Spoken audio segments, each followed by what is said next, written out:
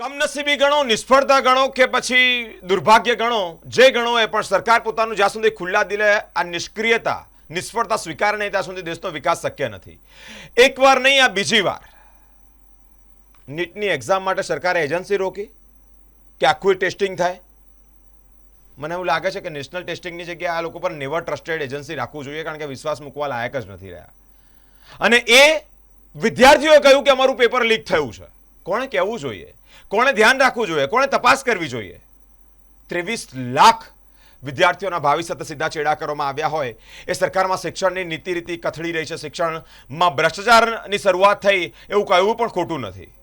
NEET paper leak કૌભાંડ અને જેને લઈને જ અલગ અલગ જગ્યા પર વિરોધ કરવામાં આવી રહ્યો છે. વિરોધ થવો જોઈએ અને વિરોધ થઈ રહ્યો છે. વડોદરા યુથ કોંગ્રેસ દ્વારા વિરોધ કરતાની સાથે જ પોલીસે તેઓની અટકાયત કરી છે. શાહજીગંજના ડેરીડન વિસ્તારમાં યુથ કોંગ્રેસના જે વિદ્યાર્થી સંગઠનના નેતાઓ છે તેઓ વિરોધ કરી રહ્યા હોય કે નીટ પેપર લીક થયું, કોણ જવાબદાર? નીટ એક્ઝામનું પેપર લીકમાં કોની સંડોવણી? કયા મોટા નેતાનો હાથ? અલગ અલગ પ્રશ્ન પૂછતાની સાથે વિરોધ કરવામાં આવ્યો. વિરોધ કરતાની સાથે પોલીસ ઘટના સ્થળે પહોંચી એક્શન મોડમાં આવી અને આ વિદ્યાર્થીઓની અટકાયત કરવામાં આવી છે. યુથ કોંગ્રેસ દ્વારા શાહજીગંજના ડેરીડન વિસ્તારમાં જે વિરોધ કરવામાં આવ્યો, જેને લઈને જ પોલીસે વિદ્યાર્થી નેતાઓની અટકાયત કરી છે.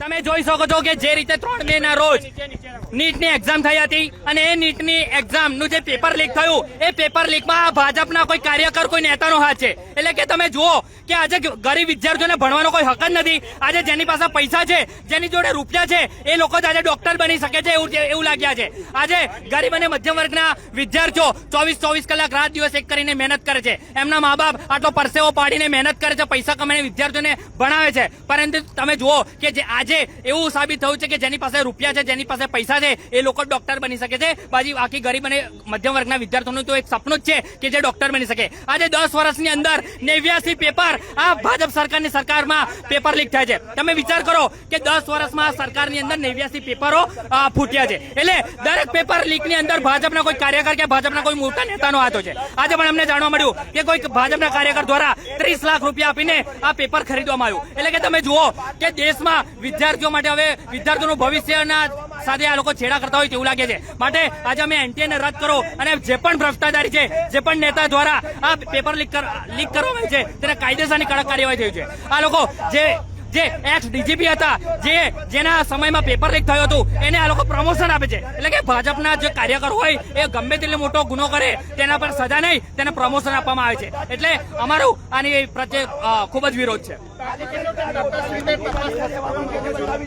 આ ભાજપ સરકારના રાજમાં તો અમને લાગતું નથી કે તટસ્થ રીતે તપાસ થાય, પરંતુ કંઈક ને કંઈક અમે યુથ કોંગ્રેસ દ્વારા, વડોદરા શહેર યુથ કોંગ્રેસ અને ગુજરાત યુથ કોંગ્રેસ દ્વારા માંગ કરવામાં આવે છે કે આ લોકોને સજા થવી જોઈએ. તમે જુઓ કે આજે લોકશાહીનું હનન થઈ રહ્યું છે. આજે અમને વિરોધ કરવાનો પણ હક નથી. તમે જુઓ કે દરેક પેપર લીકની અંદર ભાજપના નેતાનો હાથ કેમ છે?